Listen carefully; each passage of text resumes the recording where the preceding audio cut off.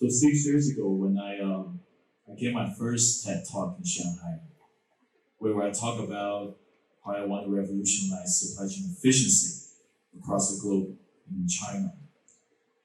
And here I am. I'm standing in front of you, giving my second TED talk. Only this time, I'm not going to talk about my big supply chain journeys and all the nitty-gritty engineer stuff, but rather I'm going to share something very personal, what I've gone through the last 5 years, about how I have encountered my personal life turbulence and how I've become a better self. So I'm going to share with you how I mastered the art of losing control.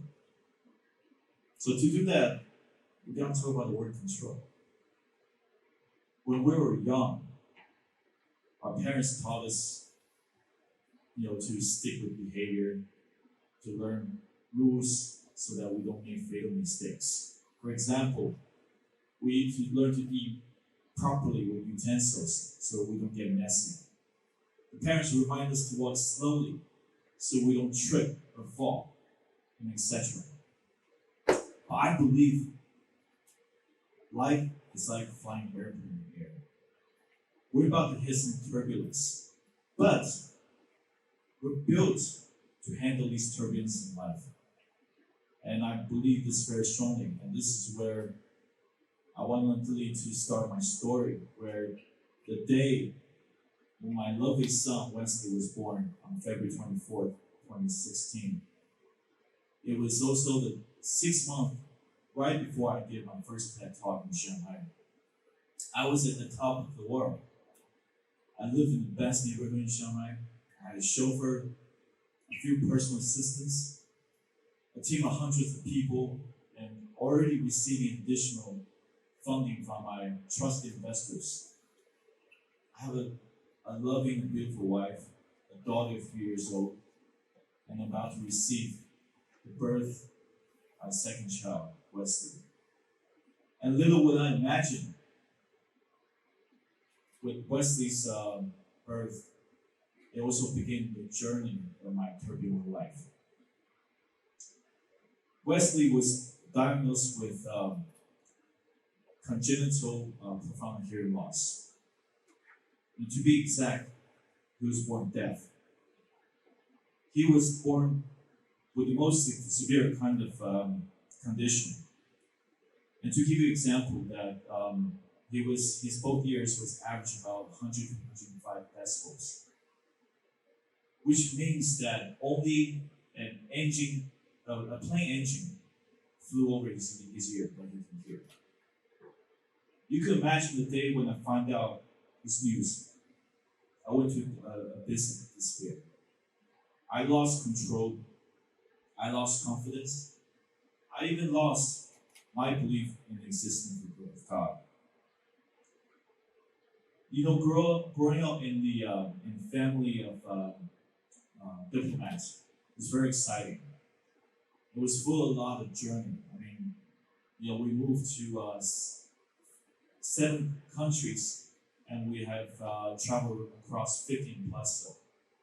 One day you'll be living in a beautiful place like Moscow with minus 40 degrees Celsius of weather, and the next, you'll be wearing sandals in front of a beautiful beach in the Caribbean islands.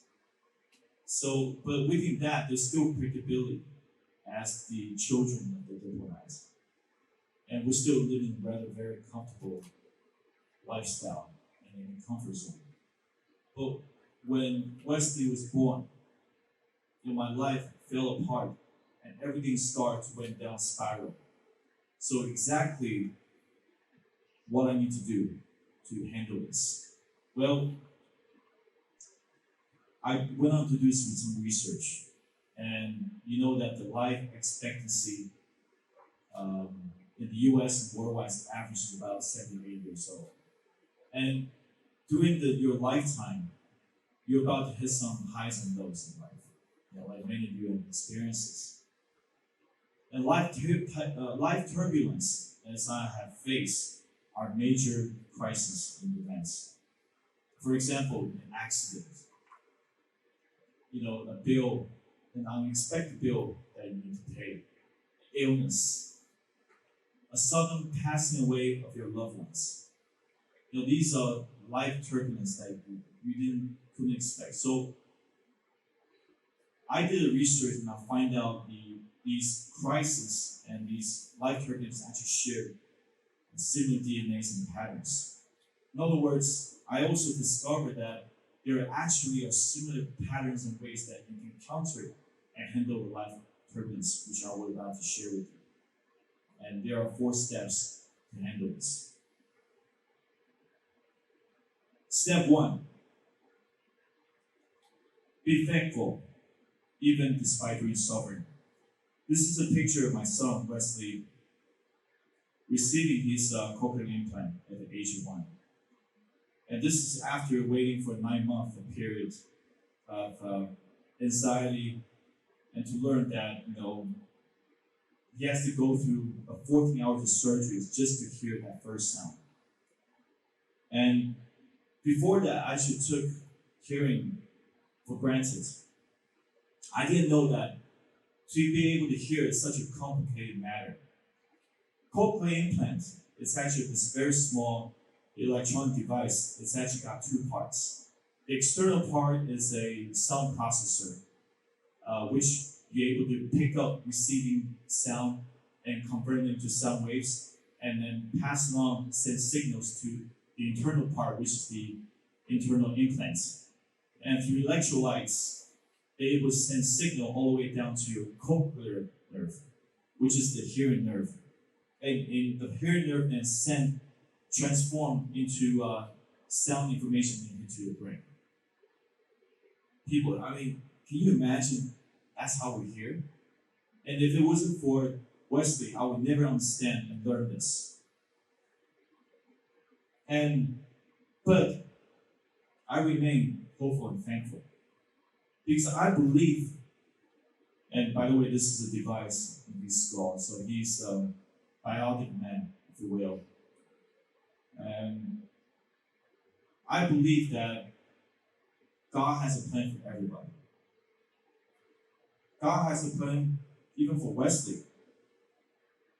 I know that he was born with an amazing story because he's going to get a lot of people paying attention to what he's wearing. And his life is going to be filled with full of journey and excitement. So I know that he was born with a mission. Step 2, you can cry out and seek for help. You see, during my crisis mode, I have many close friends and family who's been there for me and support me. I want to very much thank my godfather, my godmother, my partner, my parents, especially the fact that they introduced me my life coach, Max.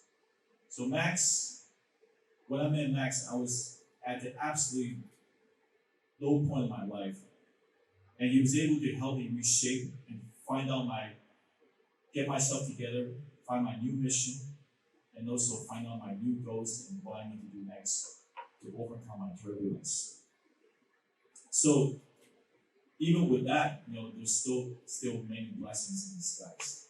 If it wasn't for Wesley's surgery, I'd never meet my now best friend George, who I met in the hallway of the Children's Hearing Foundation, whose daughter, Abigail, as you see on the cover of this book, suffered the exact same condition as Wesley, who's a year younger than Wesley.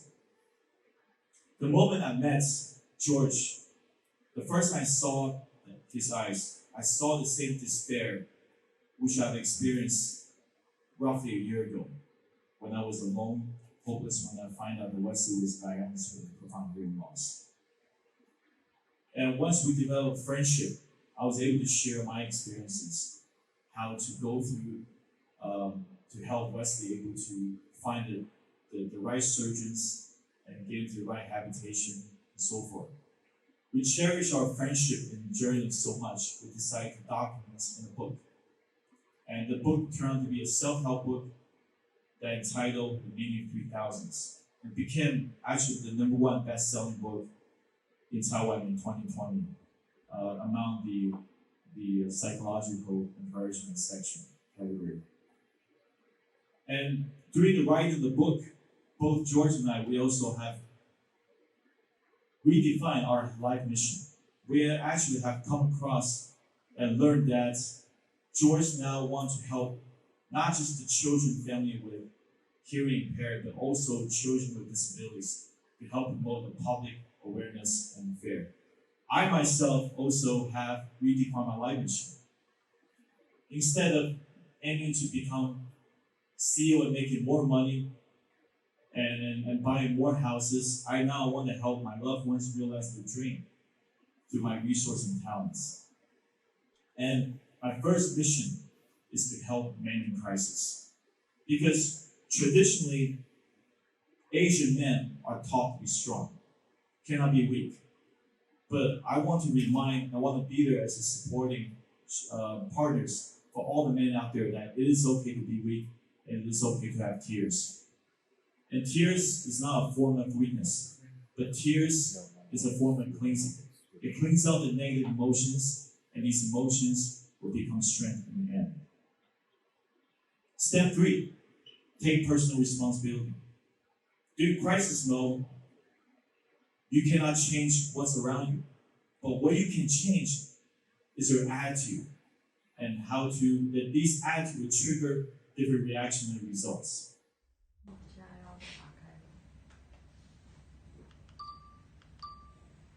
，Hello， 有了。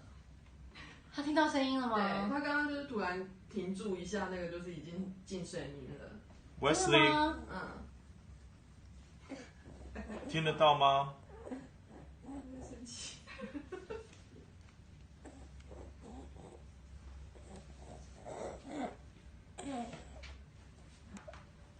他害羞的，太多人了。This is the next day after he received his cochlear implant. The replacement surgery at the same hospital by the same doctor because there was a business dispute between the cochlear distributor and the hospital. I went to the source directly. I went to the inventor of his cochlear implant, Dr. Pomar. I take every chance I can because at the time they're hosting an annual global cochlear conferences, and I knew that that's my only chance to meet the inventor. What does that mean? The fourth step is to remain faithful, even if you don't see the glimpse of light at the end of the day. So these are the 4 steps on how to handle life turbulence. And he couldn't sleep, so he walked around in the building in Taipei, and he found where to take a picture and say, "Hey, Shelton, my life coach, this is exactly where I want to head to be, my stage in my life. But I like a better, more accurate translation, which means fulfillment." I really like this word because this word reminds me that during tough times, it encourages that when we pursue the things we want to pursue, but we still need to remain faithful. Because it is during those journeys that you're able to learn and you're able to access what's even greater than happiness. And to me, because once you surrender, the inspiration comes instead of manipulation. And you're able to feel this new sense of freedom and safety. And to me, that is the greatest form.